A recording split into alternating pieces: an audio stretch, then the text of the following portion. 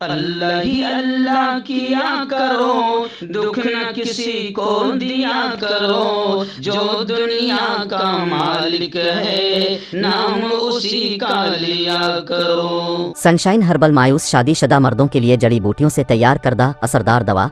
इसके अलावा वजन बढ़ाने और मोटापा कम करने के लिए लाजवाब दवाएं इंडिया में कहीं भी हासिल करने के लिए अभी कॉल करें।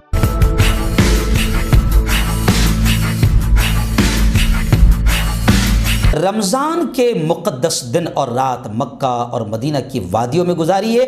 उम्रा के लिए तैयार हो जाएं। कांटेक्ट करें अब्दुल अज़ीम फलाई से। अस्सलामु अलैकुम वरहमतुल्लाहि वबरकातुहू। नाज़रीन, इस्तक़बाल है, स्वागत है आपका viral news live studio Jalgaon, Maharashtra, India में। मैं आपका मेज़बान मुफ्ती मोहम्मद हारून नदवी। आइए प्यारे मुल्क भारत की बहुत ही ख़ास बड़ी 10 अहम खबरों पर नज़र डालते हैं। लेकिन सबसे पहले मैं अपील करूंगा, जो साथी नए हैं और अभी तक इस बेबाक सच्चे चैनल से जुड़े नहीं हैं, अगर आप चाहते हो कि आपको मुल्क भारत की और पूरी दुनिया की सही और सच्ची खबरें देखने और सुनने को मिले तो फिर आप इस चैनल से जुड़ जाइए। सब्सक्राइब कर लीजिए हमारे इस चैनल को, बेल आइकॉन घंटी के बटन को भी दबा दीजिए ताकि हमारी हर वीडियो हर खबर आपको आपके मोबाइल पर मिल सके। और हाँ नाज़रीन, हम हर रोज़ एक अपील करते हैं कि प्लीज़, एक प्राइवेट चैनल है और चैनल चलाने के लिए पूरी एक टीम काम करती है, बड़ा रुपया पैसा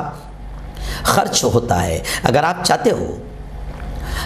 चाहते हो कि ऐसे चैनल जो जुल्म के और जालिमों के ख़िलाफ़ बेबाक अंदाज में बोल रहे हैं, हुकूमत की निगाहों में निगाहें डालकर बात कर रहे हैं, अगर आप चाहते हो कि ऐसे चैनल मजबूत हों तो प्लीज़ आप इन चैनलों की मदद कीजिए, फाइनेंशियल हेल्प, माली ताउन कीजिए। स्क्रीन पर आप नज़र डालें, हमारे चैनल का बैंक अकाउंट नंबर भी दिया जाता है। और अगर आप ऑनलाइन पैसा भेजकर मदद करना चाहते हैं तो गूगल पे, फ़ोनपे और पेटीएम तीनों का नंबर एक ही है, 9923223361।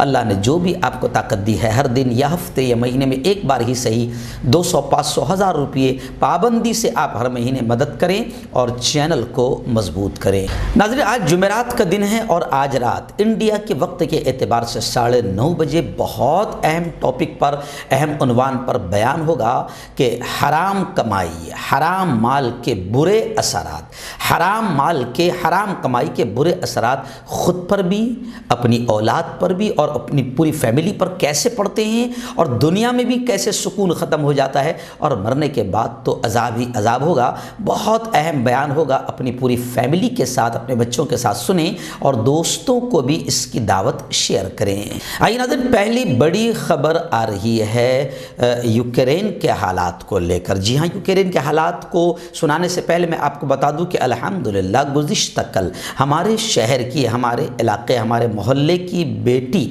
यूसुफ पटेल सर, जो इक़रा में ख़ुद एज ए लेक्चरर है, प्रोफेसर है, उनकी बेटी बरीरा पटेल यूक्रेन पढ़ने गई थी।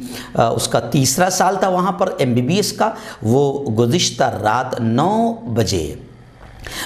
रात 9 बजे जलगांव अल्हम्दुलिल्लाह बाहिफाजत वापस आई। जलगांव स्टेशन पर भी बाकायदा उसका समाज सेवकों की जानिब से, जिसमें बाकायदा ख़ुद राजू मामा भोले है, ऐसे ही फ़ारूक शेख साहब है, पूरी टीम ने स्टेशन पर भी स्वागत किया और हम ख़ुद उसके घर पर पहुँचे और 1 घंटा बैठकर उससे सारे हालात का इल्म लिया। अलहाज अब्दुल करीम सालार साहब, मैं, क़य्यूम शाह सर, साबिर शाह, मुकीम सर है, ऐसे ही तमाम ही लोग वहाँ पर उस मौके पर मौजूद थे और हमने खुद हालात का जायज़ा लिया। तो उस बेटी ने बताया कि मैं जिस जगह थी वो तो सेफ़ इलाका था, लेकिन बड़ी तकलीफ़ें हुई मेरे दोस्तों के हालात को भी देखकर और अल्लाह का शुक्र है कि मैं बहिफाजत वापस पहुँच गई। उस बेटी ने 2 बातें कही। पहली बात तो इस बात का इकरार किया कि हमको निकालने में बहुत देरी की गई, लेकिन कहते ना, देर आयत दुरुस्त आयत। जी हाँ, थोड़ा सा जब लोगों ने थू थू किया, पूरे मुल्क ने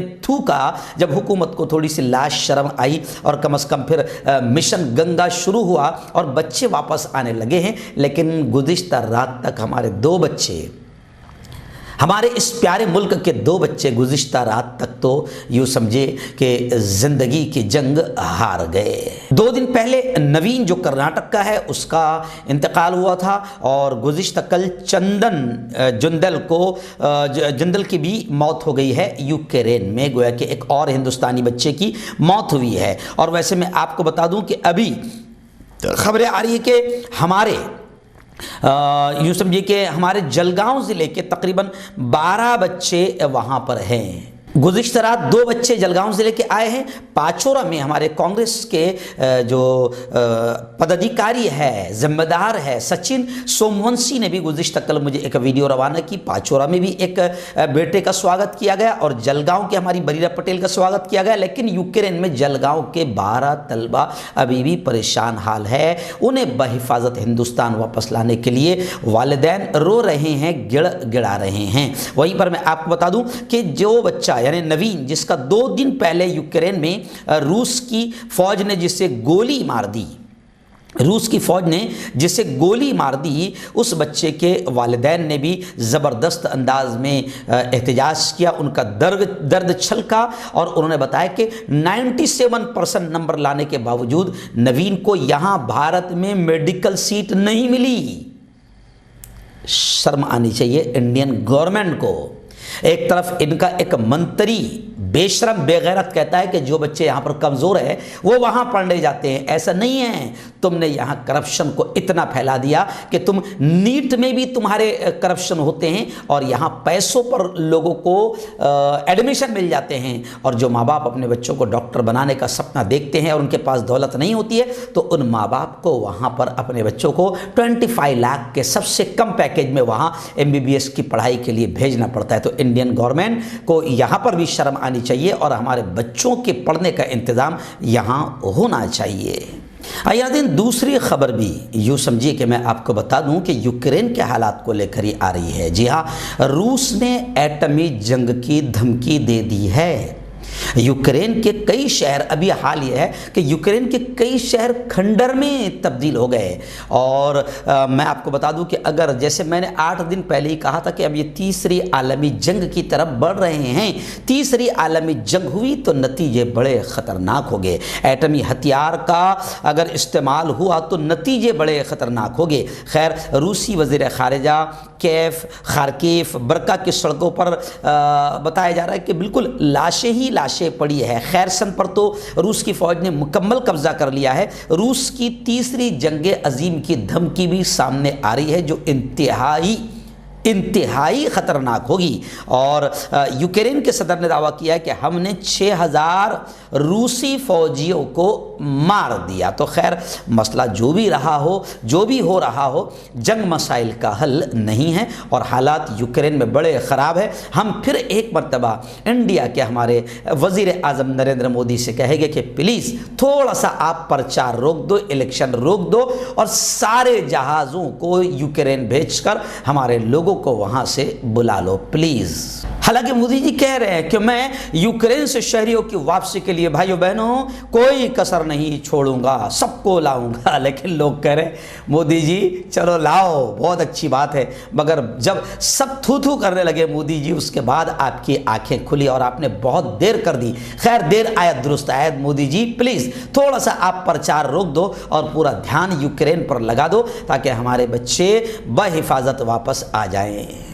नाज़रीन, आइए बड़ी खबर मुंबई से आ रही। मुंबई से हमारे रिपोर्टर मुफ्ती अबू अयूब ने बताया कि मुंबई समेत महाराष्ट्र के तकरीबन 14 डिस्ट्रिक्ट 14 अजला में लॉकडाउन ख़त्म कर दिया गया। शॉपिंग मॉल, सिनेमाघर, होटलें, रेस्टोरेंट, बार, खेल के मैदान, जिम, स्पा, स्विमिंग पूल, इबादत गाहें, ऐसे ही सियाहती मकामात, tourist palace, school, college, anganwadi, offices, तफरीही पार्क 100% गुंजाइश पर खोलने की इजाज़त दे दी गई। बस अब हम दुआएं करते हैं कि दोबारा कभी ऐसी नौबत ना आए और अल्लाह करे कि हमारे इस मुल्क में फिर कोरोना जैसा वायरस ना आए। और हम ये भी दुआ करते हैं कि जैसे कोरोना चला गया वैसे ही नफ़रतों का नीच और घटिया वायरस भी हमारे मुल्क से चला जाए।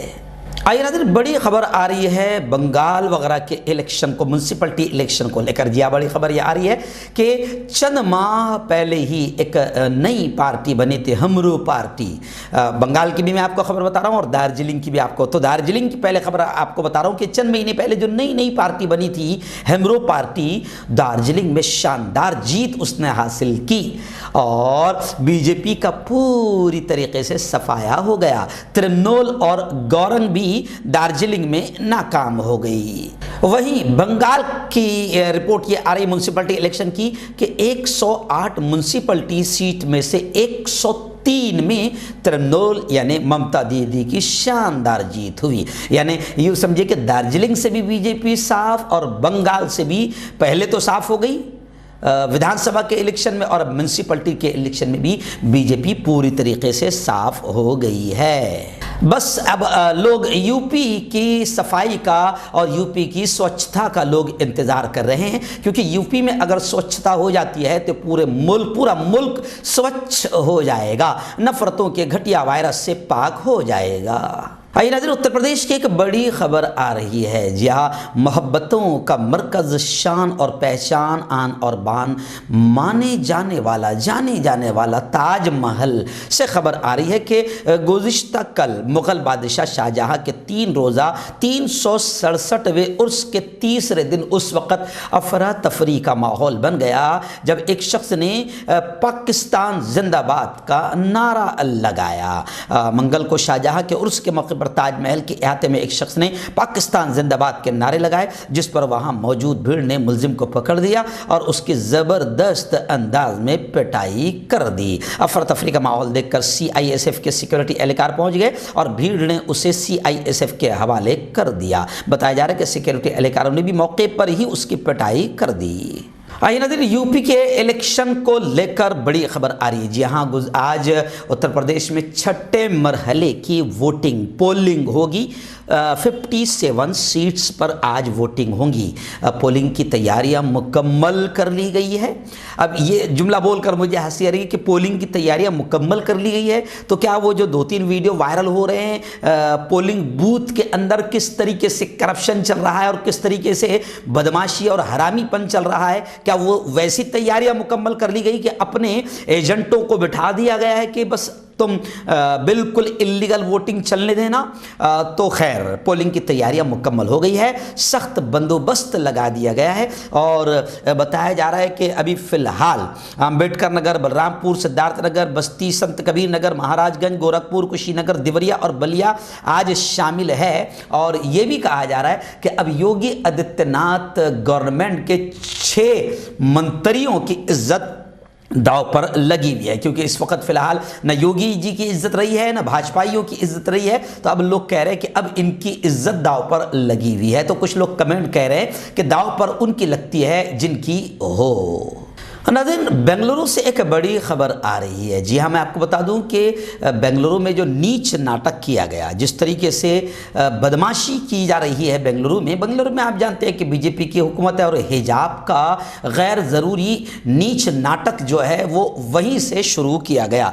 भगवा आतंकियों ने वो हिजाब को लेकर एक नफ़रत का वायरस पूरे मुल्क में फैलाया और वहाँ से पूरे मुल्क में फैल गया। और अभी खबरें आ रही है बेंगलुरु से कि एक शख्स जबरदस्ती मस्जिद में दाखिल होने लगा, आखिर उसे गिरफ्तार कर लिया गया। ये 2 व्हीलर पर आया और बंटवाल में बेंगलुरु नेशनल हाईवे के करीब एक मस्जिद है जहां पर ये मुबैना तौर पर घुस गया। इत्तलात के मुताबिक गिरफ्तार मुलजिम बाबू पुजारी बजरंग दल का कारकुन है और मस्जिद के इमाम का कत्ल करने के मंसूबे से आया था। यानी आप समझ लीजिए कि ये बजरंग दल वाले किस तरीके से मुल्क के माहौल को आतंकवादी माहौल बना रहे हैं। नाज़रीन, रियासत महाराष्ट्र के नांदेड़ ज़िला से बड़ी अफसोसनाक और दर्दनाक खबर इस वक्त मेरे निगाहों के सामने है। जी हाँ, एक मामूली मजदूरी को लेकर मजदूरों ने बाप और बेटे दोनों का कत्ल कर दिया। मजदूरी के लेन देन पर MP के मजदूरों ने चने की कटाई करने वाली मशीन के मालिक रशीद खान और उसके बेटे अमजद खान को कत्ल कर दिया। ये वाकया मंगल 1 मार्च को सामने आया। नांदेड़ पुलिस ने मध्य प्रदेश जाकर डबल कत्ल का पर्दाफाश कर दिया। मुलजिमीन ने बाप की लाश को दफन कर दिया था, जबकि बेटी की लाश को उमरखेड़ जिला एवत महल के घाट में फेंक दिया।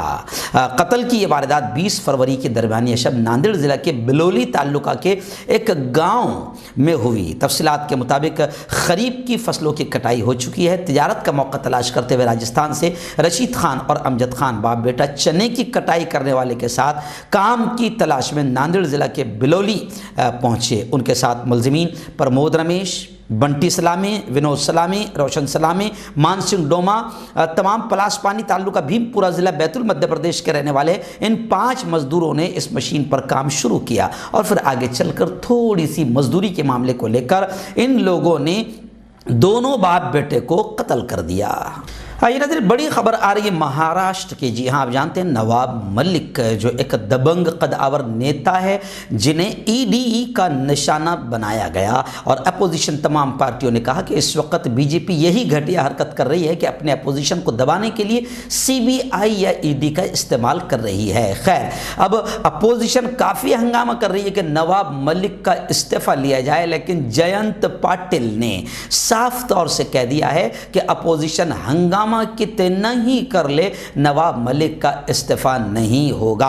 बीजेपी की हंगामा करने और असेंबली इजलास से पहले ऐसे ही घटिया माहौल बनाने की ये पुरानी आदत है, पुरानी रिवायत है, लेकिन ये कितना ही माहौल बनाएं, नवाब मलिक का इस्तीफा नहीं होगा। आइए नाज़रीन, ऐसी ही बड़ी खबर आ रही है। गुज़िश्ता कल मैंने शॉर्ट्स न्यूज़ में ये खबर बताई थी। बड़ी खबर ये आ रही है कि शाहरुख खान के बेटे किंग खान, बॉलीवुड अदाकार के बादशाह शाहरुख खान के बेटे आर्यन खान को जो ड्रग्स मामले में उठाया गया था, अब खबरें आ रही है कि उसके पास से कोई मंशियात नहीं मिली और मंशियात के मामले में कोई सबूत नहीं मिला। ड्रग्स स्मगलिंग सिंडिकेट का हिस्सा होने का कोई भी सबूत नहीं मिला। एसआईटी ने ऐसा बयान दिया है। अब ये माना जा रहा है कि सिर्फ इसीलिए किया गया था क्योंकि उधर बीजेपी के बड़े फाइनेंसर, मोदी जी के बड़े करीबी यार दोस्त अडानी के पोर्ट पर गुजरात में जो हजारों करोड़ का ड्रग्स मिला था, वो खबर को छुपाने के लिए अपने दलाल चैनलों को आर्यन खान के पीछे लगा दिया गया था ताकि अडानी जी का करप्शन और अडानी जी के ड्रग्स का जो मामला है वो छुप जाए। अपोजिशन का कहना है कि बड़ी घटिया हरकत की गई थी। अब लोग कह रहे हैं कि जिन लोगों ने आर्यन खान को जेल में रखा था उतने ही दिन उनको भी जेल में रखा जाना चाहिए, और ये होना चाहिए। जैसे कई लोग होते हैं 2 साल जेल में, 5 साल जेल में, 11 साल जेल में, फिर जमीयत उलमा उनका केस लड़ती है और फिर कोर्ट कहती है कि कोई सबूत नहीं मिला, बाइज्जत रिहा किया जाता है। तो लोग कह रहे हैं कि बाइज्जत रिहा किए जाने से वो उनके जो 10, 11, 15 साल जेल में चले गए उसका बदला कौन देगा? तो उसका बदला एक ये भी है कि जिन पुलिस वालों ने झूठा फंसाया था उन पुलिस वालों को भी जेल में डाला जाना चाहिए। यही है सच्चा और सही इंसाफ। तो ऐसे लोग कह रहे हैं कि आर्यन खान को जिन्होंने जेल में डाला था उनको भी जेल में डाला जाना चाहिए।